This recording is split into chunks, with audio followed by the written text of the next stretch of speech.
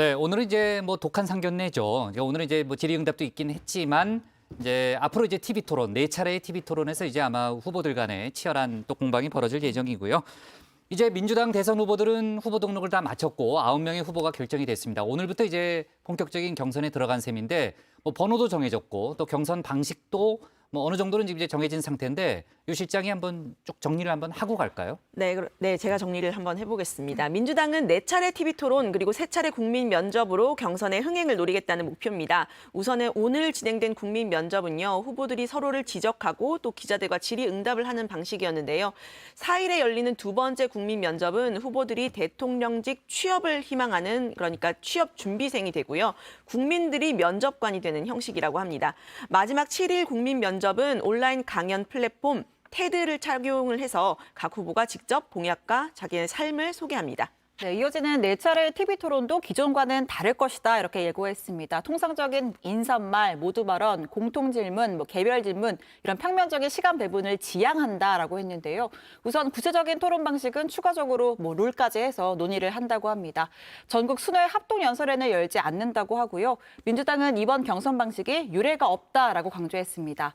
지금 야권은 이준석 국민의힘 대표 선출에 이어서 윤석열 전 검찰총장 또 최재형 전 감사원장의 대선 도전이 이제 경선 흥행 카드로 준비가 된 상태죠. 민주당이 흥행 면에서 야권을 상당히 의식하고 있는 것 같다. 이런 분석입니다. 그래 보이네요. 네. 자, 그럼 이제 예비 경선 결과는 언제 발표되고 몇 명이 살아남게 되죠? 그리고 번호는 다 정해졌다는 거죠? 누가 몇 번이에요? 그 후보들 번호부터 좀 먼저 말씀을 드리자면요. 어제 네. 예비후보자 번호 추첨이 있었는데요. 추미애 전 장관이 기호 1번을 얻었습니다. 2번 이광재 의원, 3번 이재명 지사, 4번 정세균 전 총리, 5번 이낙연 전 대표, 6번 박용진 의원, 7번 양승조 지사, 8번 최문순 지사, 9번 김두관 의원 순이었습니다. 민주당은 이달 9일부터 11일까지 국민 여론조사와 당원 투표를 50대 50 비율로 하는 예비 경선을 진행하고요. 11일에 9명 가운데 6명의 본 경선 진출자를 발표할 예정입니다. 네. 자, 정말 9명이 TV 토론하는 것도 정말 시간도 많이 걸릴 것 같고 일단 숫자가 많으니까요. 뭐 여러 가지 앞으로 또 어떤 일이 벌어질지 저희가 좀 지켜보고요. 박마커가 오늘 국민 면접을 쭉 봤잖아요. 이름이 국민 면접인데 오늘은 그 기자들이 국민 역할을 한 거예요? 네, 그렇습니다. 그러니까 대선 주자들이 이제 취업 준비생이 되고 그다음에 면접을 보는 그런 컨셉으로 잡은 건데요. 그러니까 9명이 무대에 나란히 앉아 있고 면접관은 선착순으로 뽑힌 민주당 출입 기자 50명이 맡았습니다. 본격적인 질문 답변에 앞서서 후보가 다른 후보의 한 명을 지목한 다음에 1분 동안 궁금한 점과 지적하고 싶은 점을 말할 기회가 주어졌고요. 누가 누구를 지목하냐에 따라 경쟁 관계가 드러날 것이라는 기대가 모였지만 대부분은 그냥 덕담을 주고받는데 그쳤습니다. 다만 지지율 선두를 달리고 있는 이재명 후보가 박용진 후보를 지목해서 송곳 지적을 해 눈길을 끌었는데 이 장면 한번 보시죠.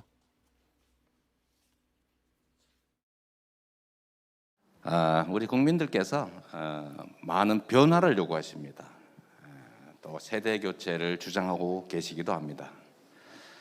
우리 민주당이 우리 국민들의 여망을 받아서 진정한 변화된 새 나라를 만들기 위해서는 우리도 변해야 합니다.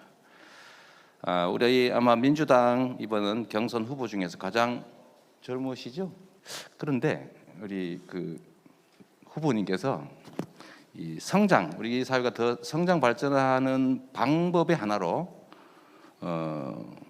법인세 감면을 해서 투자를 늘려야 된다 이런 말씀을 하신 것 같아요.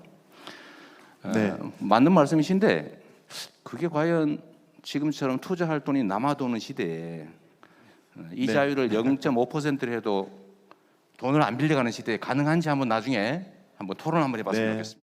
결투자세를 네, 저도 전직 여당 반장이자 현재 국회 상황실장으로서 국민 면접에 관심이 많은데요. 아까 홈페이지에 들어갔더니 국민 면접관을 지원서를 받더라고요. 그래요? 그래서 한번 했어요? 지원을 한번 해봤습니다. 그래요? 네, 당일날 하고 싶은 질문을 하나 적으라고 그래요? 하길래 또 일요일에 하더라고요. 그래서 그래요? 또 쉬는 네. 날이고 하니까. 네, 주말에도 일하니까요. 네, 떨어질 실장은. 것 네. 그런데 어쨌든 그 본격적으로 오늘 같은 경우에는 본격적으로 기자들 면접이 시작되자 분위기가 슬슬 달아올랐는데요. 언론의 공통 질문에는 손을 빨리 드는 후보 순서대로 3명까지만 답변을 하도록 했는데 아까 주민 발제 장면에서도 봤지만 박용진 후보가 강력한 의지를 표하면서 발언 기회를 얻기도 했습니다. 현 정부의 부동산 정책 그리고 청와대 인사 검증 실패에 대해서는 상당수가 비판적인 의견을 내놨는데요.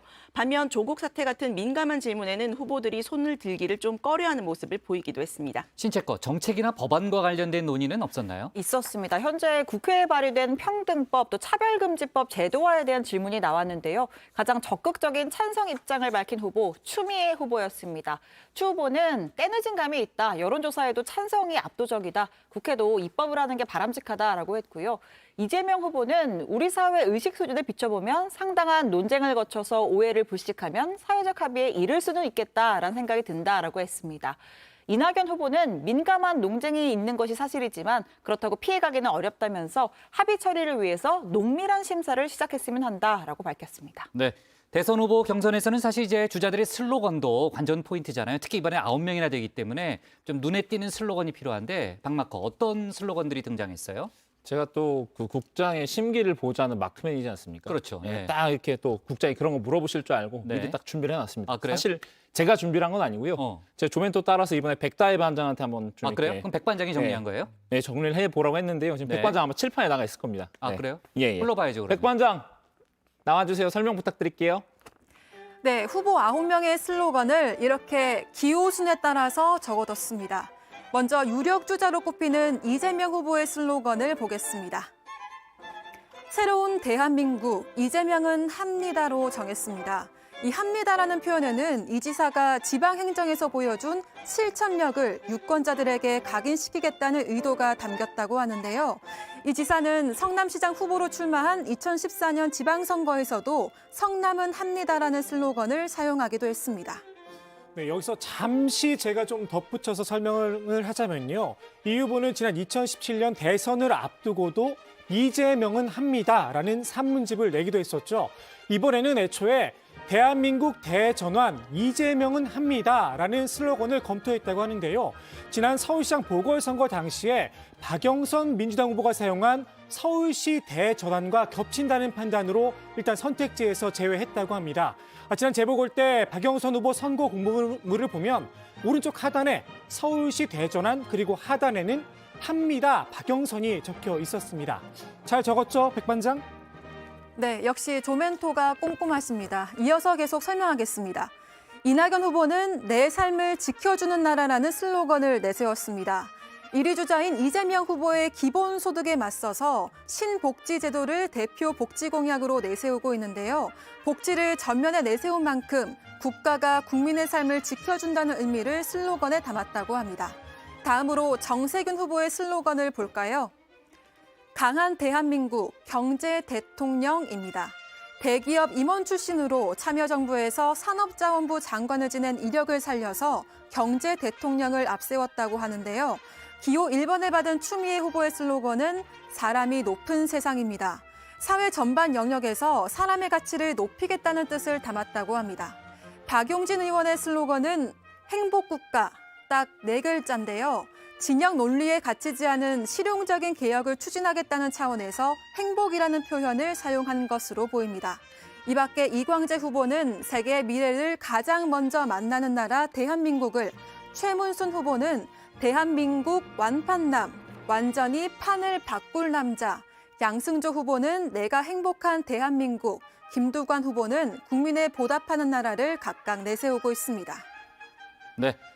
아, 정말 주자가 많다 보니까요. 슬로건 소개하는데도 시간이 많이 걸려요. 백반장이 고생을 많이 했을 것 같습니다. 또 시키니까 또 잘하더라고요. 네, 알았어요. 네, 다음에 박마커가 좀 써요. 알겠습니다. 네.